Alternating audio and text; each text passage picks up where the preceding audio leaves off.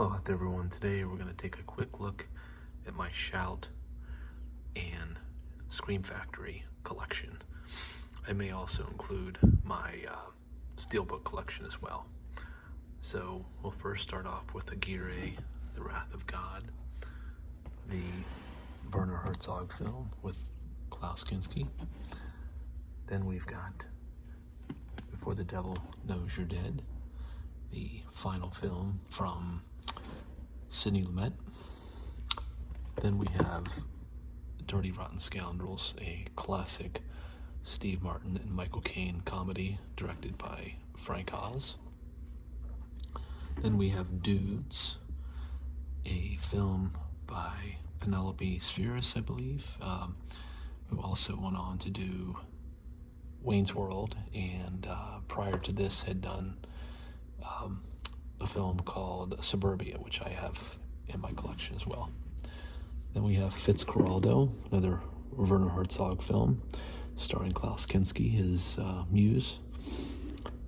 And then we have Glengarry Glen Ross, one of the best stage-like films I've ever seen, with just a incredibly stacked cast with Pacino, Lemon, Alec Baldwin, Kevin Spacey, Jonathan Pryce, Alan Arkin, Ed Harris. I mean, just a top shelf cast. Apparently, and during the filming of that, it was quite common for the cast to show up even when they weren't shooting, just to watch the other actors work.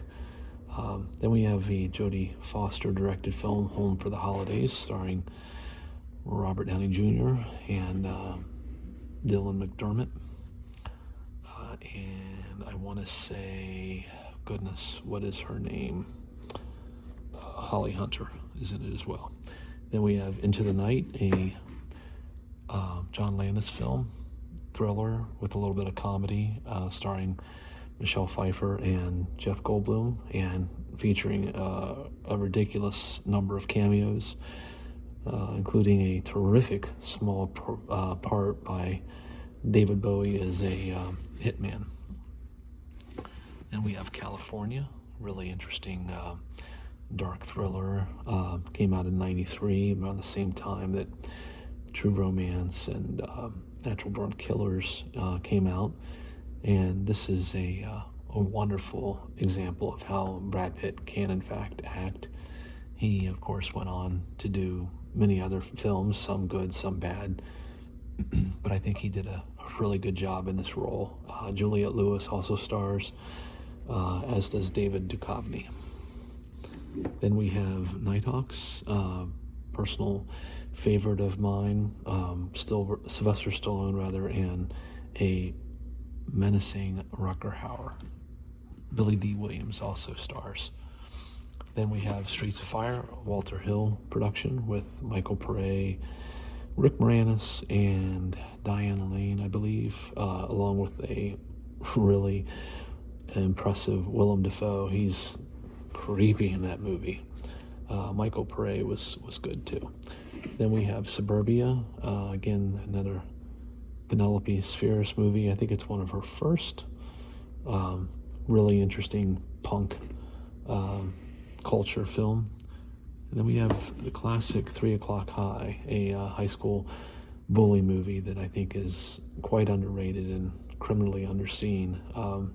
Really like it. I think the cinematography is a big standout, as are the two leads, Casey Shamasco and Richard Tyson, I believe, who of course went on to do the villain role in Kindergarten Cop, played Crisp. Then we have War Games, 4K Blu-ray, terrific classic film. Then we have When Harry Met Sally. Pretty much everyone's seen that movie. It's funny. And here's the Steelbook. I will just go to the Steelbook since it's adjacent to that. Angel Heart, Mickey Rourke, Alan Parker, beautiful looking film set in New Orleans.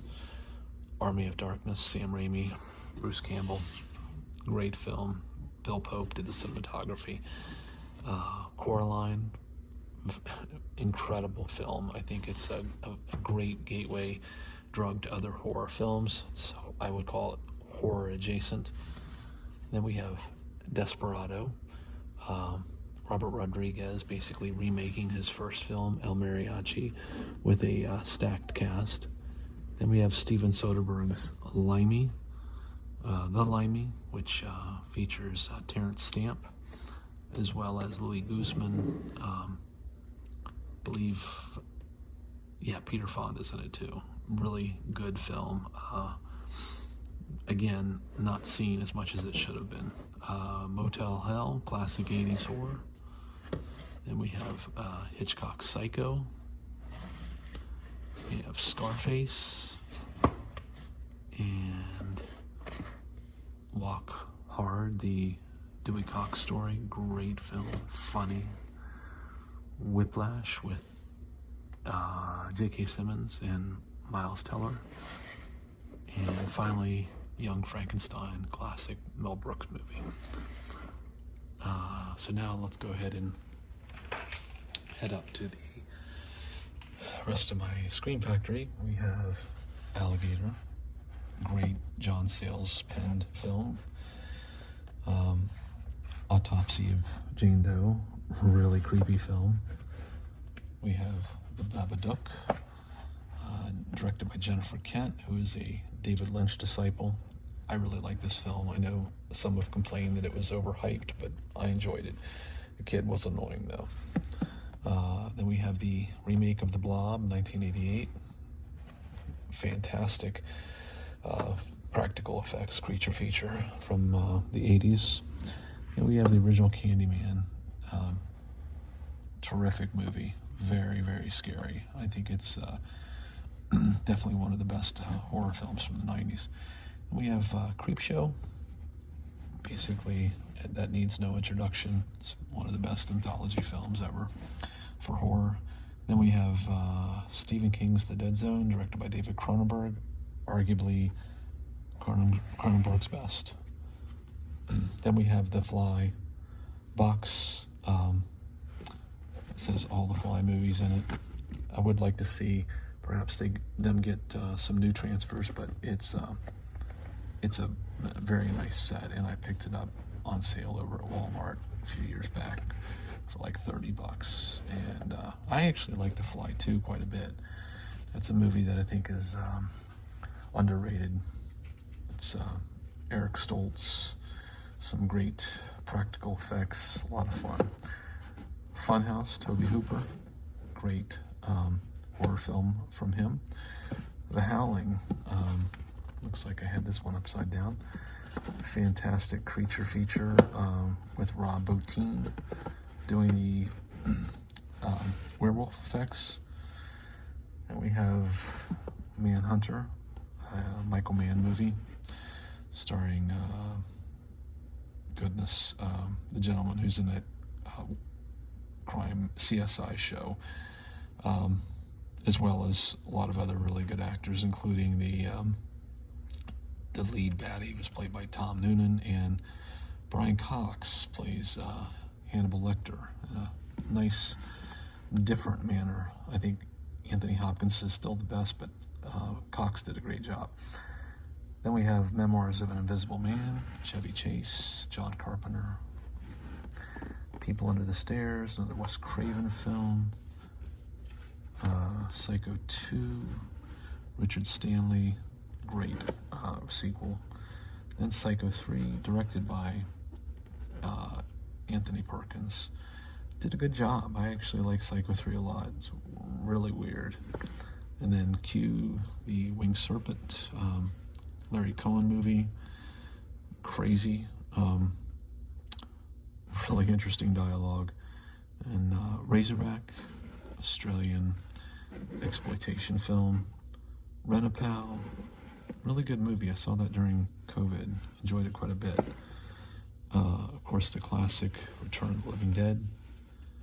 Now we've got Road Games, another Richard Stanley film starring Stacy Keach and Jamie Lee Curtis.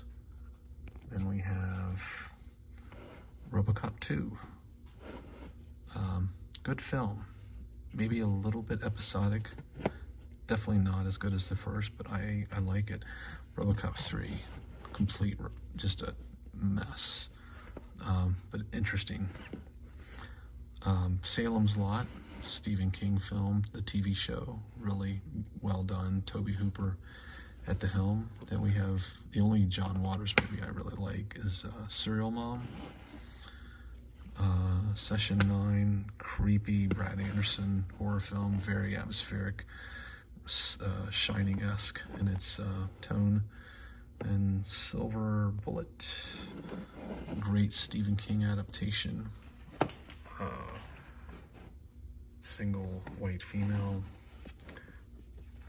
Southern Comfort, another Walter Hill film, really well done. Then we've got Starman, fantastic Jeff Bridges performance. John Carpenter directed. The Stepfather, whoa! I thought that the lead actor who plays the stepfather was just terrific. John Carpenter's The Thing, fantastic, classic. I saw this when it first came out. I remember being traumatized. Willard, Crispin Glover. Basically, everyone knows that as the Rat movie, but it's well done. Then why don't we just hit Warner Brothers archive as well. We have Bad Day at Black Rock. This feels like a Quentin Tarantino movie. It's very, very well done. Death Trap, Michael Caine, Chris Reeve, Diane Ladd, I believe. No, Diane Cannon. The original King Kong. Then we have Reversal of Fortune, Jeremy Irons, Glenn Close. I want to say that's Ron Silver playing basically Alan Dershowitz. Really interesting film. Running on Empty, another Sidney Lumet film starring River Phoenix, really good. May he rest in peace. And then lastly, World According to Garp. So there you have it. That's basically my Scream Factory, Shout Factory, and Steelbook collection. So on that note, I hope all is well. Take care out there, stay safe, be kind, and by all means, keep watching good cinema.